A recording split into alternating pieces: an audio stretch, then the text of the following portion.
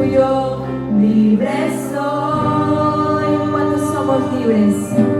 Libre, Dios me hizo libre, Él venció la muerte por mí, libre soy, libre soy,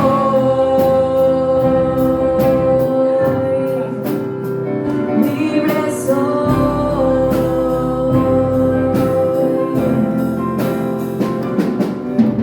Donde el Espíritu de Dios está, hay libertad, puedo adorar todo. Todas mis culpas y maldades fueron borradas en la cruz, yo libre soy.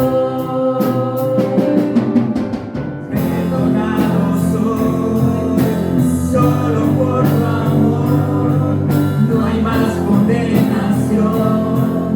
Cristo me libertó Y caen las murallas, caen las cadenas, Dios destruyó, libre soy. ¿Cuántos son libres? Libre, Dios me hizo libre, Él venció la muerte por mí, libre soy. Caen, dígale, caen las murallas, caen las cadenas, Dios destruyó, libre soy. Libre, Dios me hizo libre, Él venció la muerte por mí, libre soy, libre soy,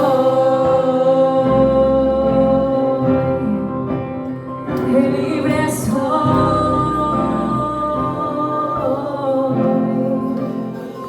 Dile, iglesia, se rompen cadenas, no soy esclavo más, en Cristo soy libre, no hay más condenación. Con convicción de la iglesia, cadenas, no soy esclavo más, en Cristo soy libre, no hay más condenación. Se rompen cadenas, no soy esclavo más, en Cristo soy libre, no hay más condenación. Caen las murallas, caen las cadenas, Dios destruyó, libre soy,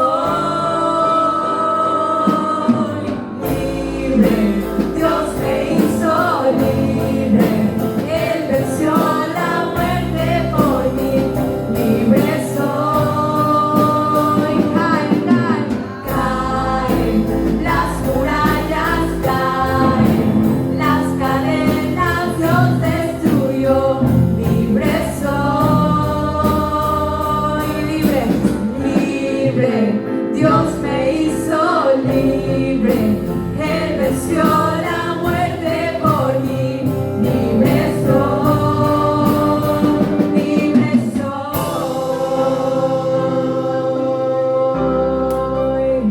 libre soy, libre soy.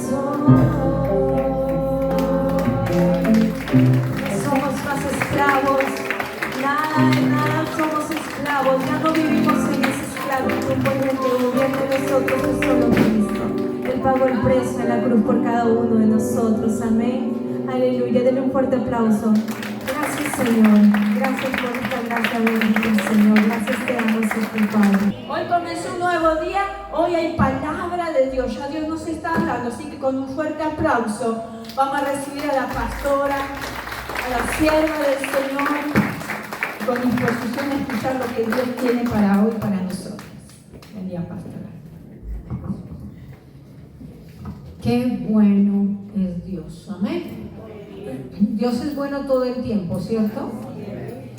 Aunque si las circunstancias son adversas, Dios sigue siendo bueno. Amén. Y en esta mañana he querido traer este tema porque, mis hermanos, yo pienso que cuando uno se para aquí a predicar y cuando Dios nos da la oportunidad de predicar o de compartir con alguien, no hay cosa más efectiva que traer lo que hemos experimentado y lo que estamos experimentando. Amén. Eso es muy importante. Nuestra versión original es celestial. Digan, mi versión original es celestial. Lo que nosotros vivimos en esta tierra la estamos viviendo de una manera natural, pero nosotros somos seres espirituales. Y la palabra de Dios dice, tal como es el celestial, así somos los celestiales. Tal como es el terrenal, que es Adán, así son los terrenales. Amén. ¿Estamos entendiendo esto? Entonces, este tema de la humildad, de la humillación, tenemos que aprenderlo a la luz de lo que Cristo nos ha enseñado, porque si no es una cosa que choca con nosotros. Porque cuando nosotros hablamos de humillación, nos vemos como los que no somos pisoteados, que me hacen todo lo que la gente quiere, que soy lo más arrastrado, que mira cómo me humillan. Entonces, ¿saben por qué, preciosa iglesia? Porque cuando esto se nos revela, nosotros somos efectivos y productivos para Dios. Amén. Si esto no se nos revela, vamos a tener conceptos de lo que hemos experimentado. Y cuando Dios empieza a revelarnos, por ejemplo, la humillación, nosotros chocamos. ¿Por qué? Porque hemos sido dañados con un concepto distorsionado. Porque cuando Satanás sabe que estas cosas, cuando nosotros las recibimos en el Espíritu, abren un sendero para llegar a ser tan productivos en Dios, entonces, ¿qué hace el diablo? Tergiversa las cosas. Amén. Por eso es tan importante desaprender para poder aprender. ¿Cuántos están dispuestos hoy a desaprender? Quizás cuando usted escucha la palabra humildad o humillación, dice, no, es que yo no me le humillo a nadie, yo no tengo por qué humillarme, ¿no? O yo no me voy a rebajar, ¿no? Pero este tema es muy lindo, si lo vamos a captar, y es muy práctico. Es lo que Dios me está dando en este tiempo. No crea que es que yo soy ducha en esto. Esto es fuerte recibirlo y aceptarlo. Dios ha metido una medida de salvación. Amén. ¿Y quién es la salvación? Cristo. Dios ha metido una medida de Cristo. Miren cómo nos la ha hecho fácil el Señor.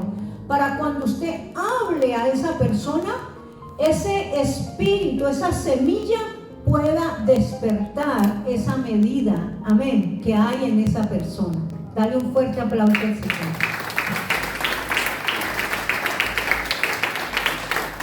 La palabra humillación en el concepto que he traído dice así: humillación implica abandonarnos en su presencia. Mire qué diferente a lo que tenemos, ¿no? ¿Qué es humillación? Abandonarnos completamente en su presencia. Aceptar su voluntad. ¿Cuál es la voluntad de Dios? Porque la voluntad de Dios, dice Romanos 12, es que buena, agradable y perfecta. El problema es que cuando nosotros aceptamos la voluntad de Dios, nos quedamos sin piso. ¿Me va a entender? ¿Por qué? Porque nosotros estamos habituados a que nuestros pies sientan algo, firmeza. Pero el que camina por fe, dijo Jesús, es como aquel que es llevado por el viento. Nicodemo, el viento sopla de donde quiere y nos lleva a donde quiere. Amén. Y a veces nos sentimos que no tenemos piso, pero eso es lindo porque eso quiere decir que nos estamos abandonando a su presencia. Amén. Y este concepto continúa a decir a su voluntad y que Él abandonarnos en su presencia, aceptar su voluntad y que Él obre en nosotros. Amén. Primero de Pedro 5:6 dice así: humillaos pues. ¿Qué dice? Humillaos pues bajo la poderosa mano de Dios, para que Él nos exalte cuando fuere tiempo. Amén. Escuche esta palabra. Humillaos pues. ¿Bajo quién? Bajo la poderosa mano de Dios, para que Él os exalte cuando fuere tiempo. Amén. Hay un tiempo entre la humillación y la exaltación. Muchos quieren ser exaltados sin vivir el tiempo de la humillación. Aleluya. Estamos, escúcheme, es algo muy lindo. Dice la palabra de Dios en Mateo 14:11. Dice así: pues aquellos que se exaltan a sí mismos serán ¿qué? Humillados, y los que se enaltecen, los que se humillan, aquellos que se exaltan a sí mismos serán humillados, y los que se humillan serán ¿qué? Enaltecidos. Qué lindo esto. Esto tiene que graficarse en nuestro espíritu. Amén. ¿Por qué? Porque estamos viviendo un mundo de mucha soberbia, de mucha rebelión. Estamos viviendo un tiempo en que uno quiere, o Dios quiere traer una revelación nueva, y nosotros nos ponemos, no, así no es, así no me lo enseñaron. A mí siempre me lo enseñaron así. Amén. Por la soberbia que hay en nuestro corazón. La verdadera humildad se muestra cuando nosotros estamos dispuestos a desaprender para aprender, y cuando estamos dispuestos a escuchar hasta el más pequeño. Amén. ¿Cuántos creen que Dios nos puede hablar a través de un niño? ¿Cuántos creen que Dios nos puede hablar a través de cualquier situación y cualquier persona?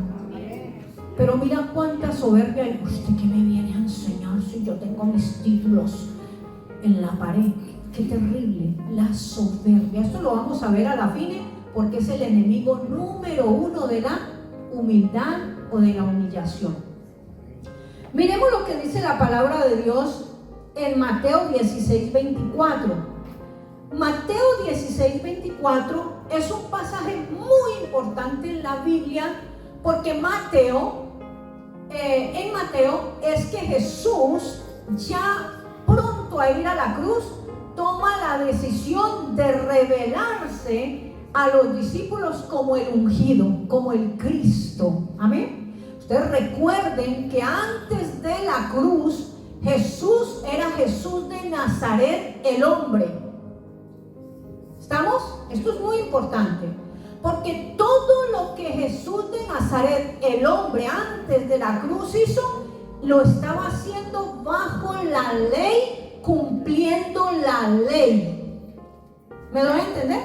Pero cuando Él va a la cruz, la economía cambia. La economía del antiguo pacto pasa a ser una economía del nuevo pacto. Amén.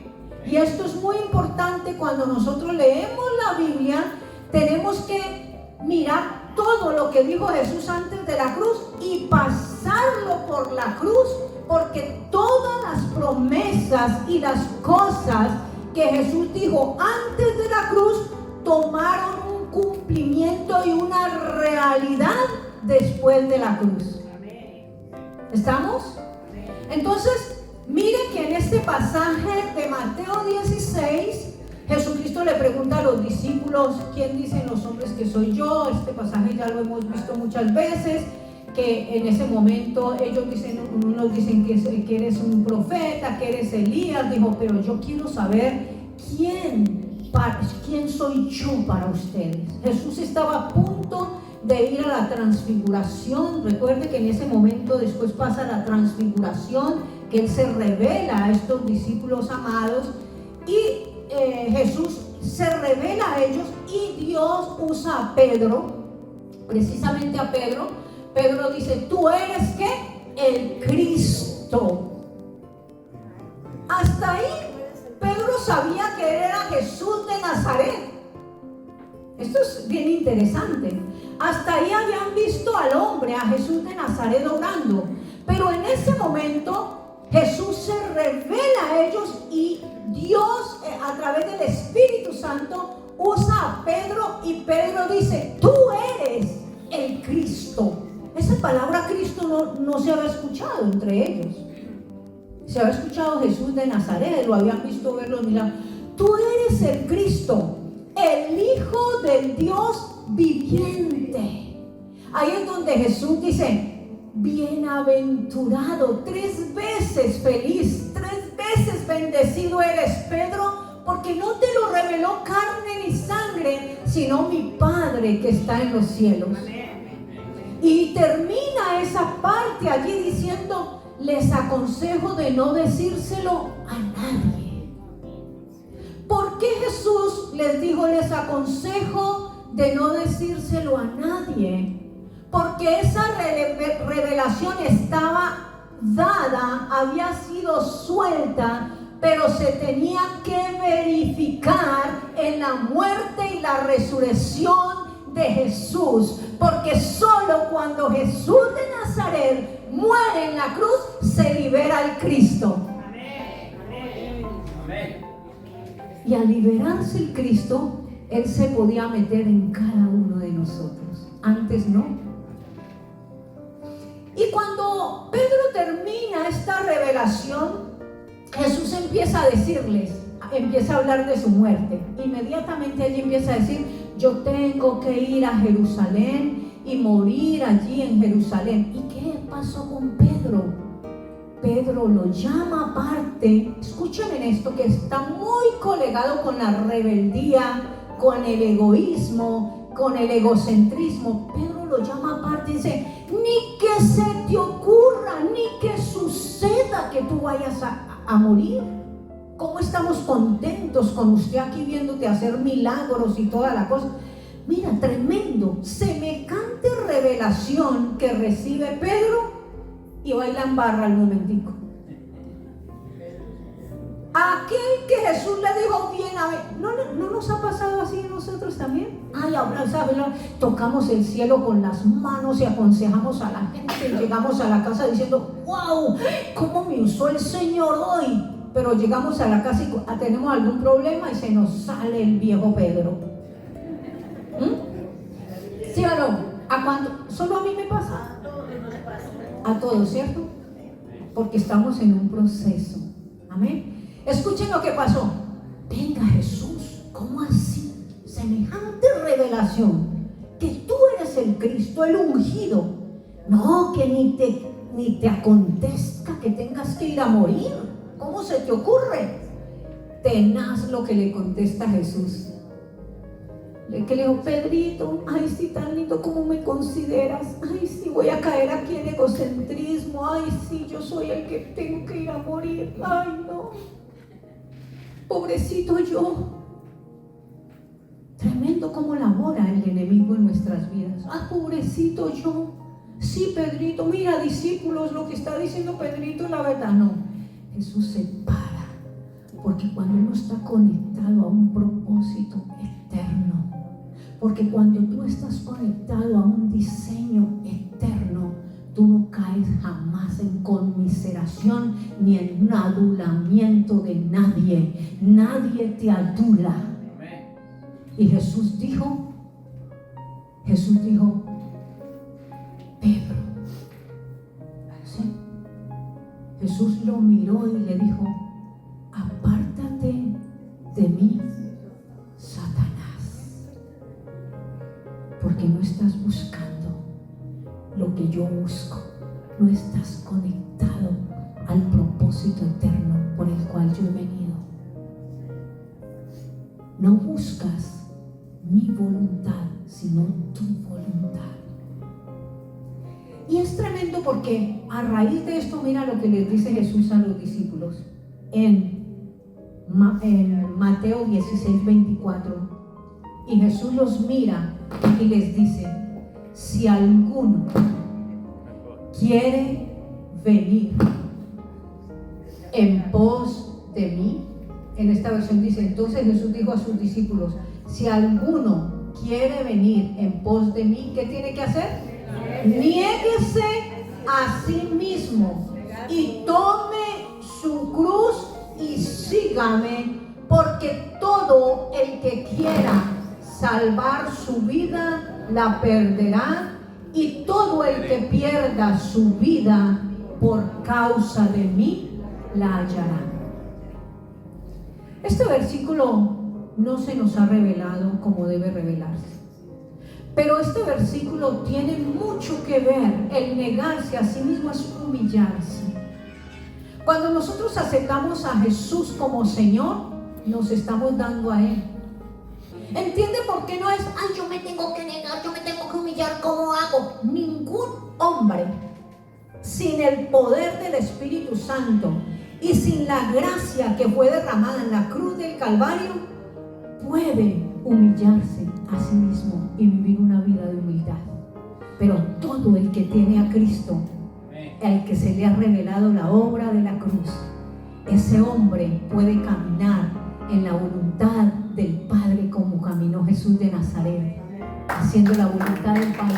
Ese hombre puede caminar en esa victoria de la muerte que lo libró del pecado de Adán y que desarraigó esa raíz del pecado. Ese hombre puede caminar no en la culpa, porque en la sepultura de Cristo fueron sepultados mis pecados y no vivo más de los pecados del pasado, por más que la gente me lo recuerde. Eso ya fueron aguas que pasaron y eso me libra de la culpa. Aleluya. Ya vivo en la resurrección de Cristo que me conecta a la santidad y a un proceso de vida de santidad. Y ahora vivo en la glorificación del Cristo que me posiciona en lugares celestiales, sentado con Él, gobernando, donde ningún demonio tiene poder ni autoridad, donde nadie tiene que venirte a decir, lucha la batalla porque Satanás te robó las cosas. No, diga, estoy sentado con Cristo en lugares celestiales y todas las demás cosas están debajo de mis pies, porque Cristo es la cabeza, yo soy el cuerpo. ¿Y dónde están los pies? Los pies están en el cuerpo y estamos sentados en lugares celestiales con Cristo. Un aplauso al Señor. Pastores, ¿cuál es el modelo? ¿Cuál es el verdadero modelo de la humillación? El verdadero modelo de la humillación es Cristo Jesús. Diga conmigo, mi modelo es Cristo. Mira, hay mucha gente que no, que si supiera cómo soy yo, y si supiera yo. Y ustedes pronto ven a esa persona que después te delude, porque sucede, ¿no? Pero cuando nosotros ponemos como modelo a Cristo, modelo de humillación, y no es que yo me lo estoy inventando, vamos a ir a la palabra. ¿Cuántos están entendiendo este tema? Díganle, yo puedo porque tengo un modelo. Mi modelo es Cristo. Aleluya. Y miren lo que dice la palabra de Dios en Filipenses capítulo 2, del 5 al 11. Tengan la misma actitud que tuvo Cristo. Qué hermoso.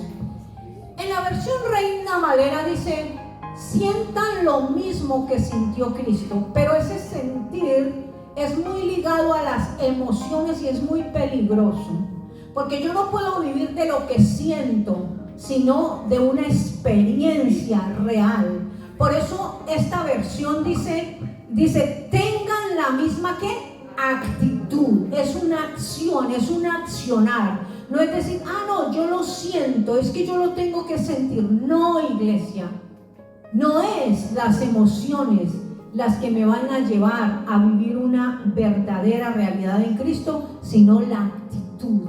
Amén, la experiencia, una experiencia. Miremos lo que dice la palabra de Dios en Filipenses 2, 5, 11, que lo estamos leyendo. Dice así: tengan la misma actitud que tuvo Cristo Jesús, aunque era Dios, no consideró que el ser igual a Dios fuera algo a lo cual aferrarse.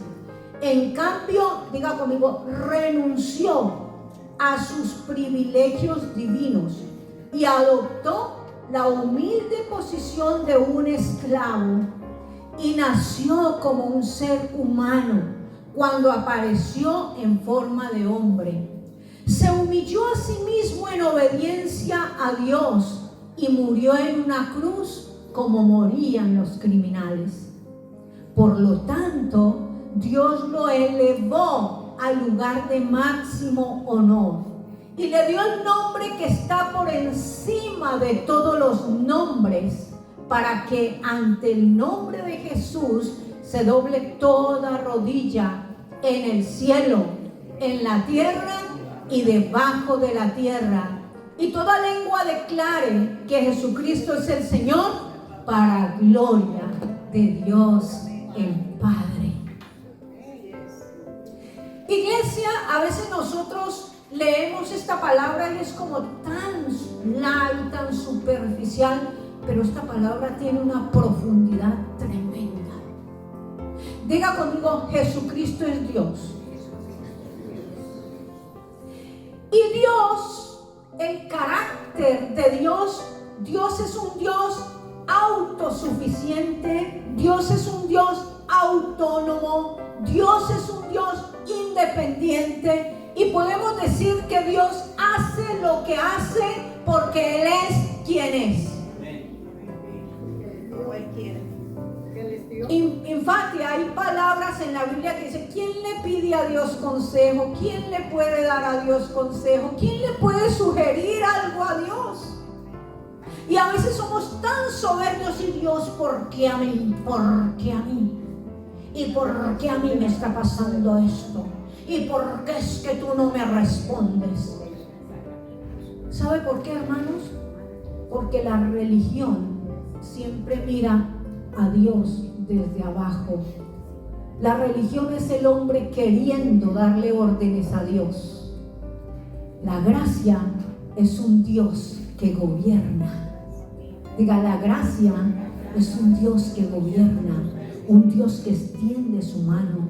Por eso nuestras prédicas ya no pueden ser: hágale, hermano, y hágale, esfuércese y hágale, a ver si de pronto usted sube allá al trono de Dios. No, nuestras prédicas deben ser un Dios que desciende, un Dios que da, un Dios que levanta, aleluya, un Dios que está sentado en el trono, un Dios que nadie lo puede aconsejar, un Dios que nadie lo puede mover, un Dios que es inmutable, aleluya.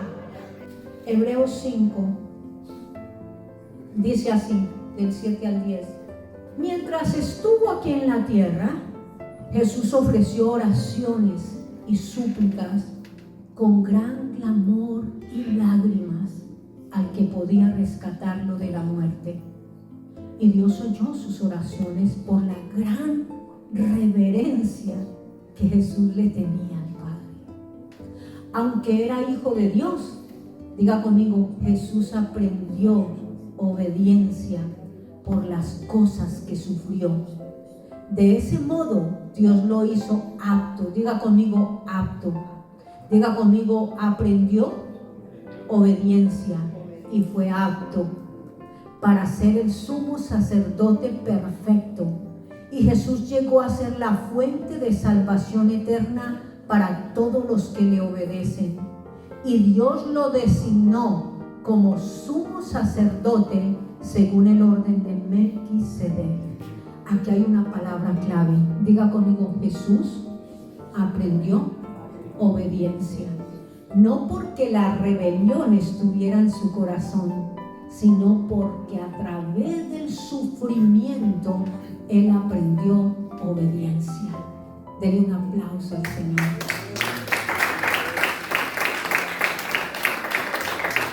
No es lo mismo obedecer cuando todo va bien. ¿Sí o no? Es muy difícil obedecer cuando nos encontramos en la encrucijada de la vida, que debemos decidir hacer la voluntad de Dios. Amén. Aprendió obediencia, porque la obediencia la aprendió a través del sufrimiento. Amén. Por eso fue acto. Y nosotros vemos en Hebreos 12, el libro de Hebreos casi habla de todo esto, iglesia, casi todo el tema es la supremacía de Jesús.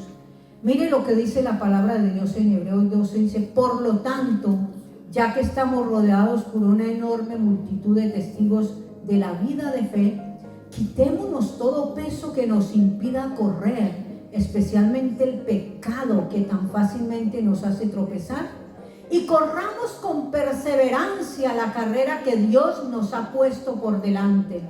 Y esto lo hacemos al fijar la mirada en Jesús, el campeón que inicia y perfecciona nuestra fe. Debido al gozo que le esperaba, Jesús soportó la cruz, sin importarle la vergüenza que ésta representaba. Ahora Él está sentado junto al lugar de honor, junto al trono de Dios. Aleluya. Gracias, Señor. Qué palabra esta. Iglesia, cuando Jesús, según esta palabra, cuando Jesús iba a la cruz, en la parte divina, Jesús ya sabía lo que tenía que pasar. Jesús miró desde lejos. Y recuerdan cuando dijo: mi corazón se conmueve cuando estaba mirando Jerusalén. Y en el Getsemaní, Él en la parte humana le dijo a papá: Padre, ¿es posible otro medio? ¿Y quién no? Si nosotros estuviéramos aquí y nos dijeran ahorita que salga allí te van a decapitar, yo creo que usted buscaríamos cualquier lugar para escondernos y no salir de aquí. En la parte humana Jesucristo vivió ese dolor, ese sufrimiento. Y Hebreos 12 dice que desde lejos Jesús vio el sufrimiento. Pero mire esto tan potente: cuánto te ama Dios, cuánto nos ama, que cuando Él mira el sufrimiento, mira la cruz, mira cómo lo trataban, en ese momento dice que Él experimentó el gozo de ver a muchos hijos salir para la gloria a través de esa obra en la cruz del Calvario. Por eso no tenemos que orar: Señor, dame fuerza, Señor, hazme fuerte. No. Señor, hazme cada día más débil, porque tu palabra dice que tu poder se perfecciona en mi debilidad. Tú pienses y escuches mi clamor, y es verdad lo que tú hoy me dices, que me amas, me asombras. ¿Quién soy yo para que en mí tú pienses y escuches mi clamor? Y es verdad lo que tú hoy me dices, que me amas,